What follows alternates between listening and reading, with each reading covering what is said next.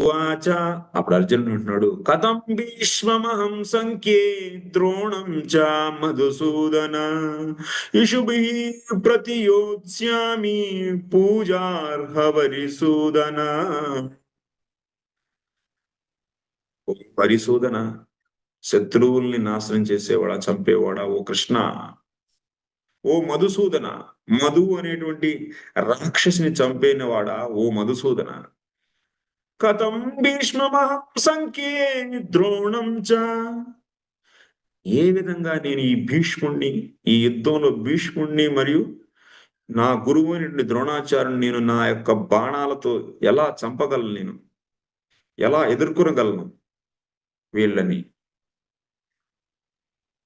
వీళ్ళు పూజనీయులు. ప్రతివత్నాతి హి శ్రేయ పూజ్య పూజా వ్యతిక్రమ. వీళ్ళంతా పూజనీయులైనటువంటి వీళ్ళని పూజించకుండా వీళ్ళని గనక బాణాలతో గనక మనం ప్రహారం చేస్తే అది ధర్మ విరుద్ధం. కాబట్టి యుద్ధం చేయడం అనేది సబబు కాదు. వీళ్ళని నా యొక్క బాణాలతో ఎదుర్కోలేను నేను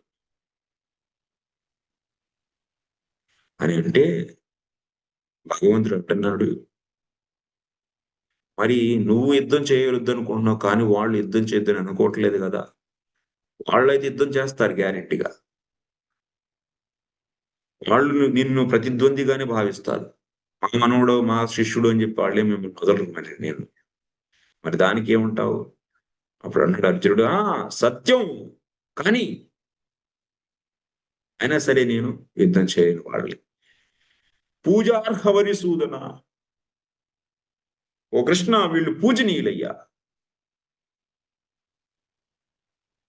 వాళ్ళ యొక్క చరణాల పైన నేను పువ్వుల్ని ఉంచగలను, కానీ క్రోధంతో తీవ్రమైనటువంటి ఇలాంటి బాణాలను సంధించలేను. అయ్యా కృష్ణ, నువ్వు కూడా యుద్ధంలో శత్రువుల్నే కదా చంపింది. నీ గురువుని సాందీపని మునిని ఇప్పుడు నా చంపావా నువ్వు? లేకపోతే నీ బంధువుల్ని, యదుల్ని, యాదవుల్ని ఏమైనా చంపావా నువ్వు? లేదు కదా. నువ్వు మధుసూదన అంటే మధు అనేటువంటి రాక్షసునే కదా చంపింది నువ్వు. హరిసూదన అంటే శత్రువుల్నే కదా నువ్వు చంపింది. దైత్యుడిని నువ్వు చంపావు, శత్రువుల్ని చంపావు, కానీ నీ వాళ్ళని చంపుకోలేదు కదా యుద్ధంలో. మరి ఇప్పుడు నన్ను ఎందుకు యుద్ధం చేయమంటున్నావు నా వాళ్ళతో? ధర్మశాస్త్రాన్ని అనుసరించి స్వజల్ని చంపితే పాపం వస్తుంది కదా.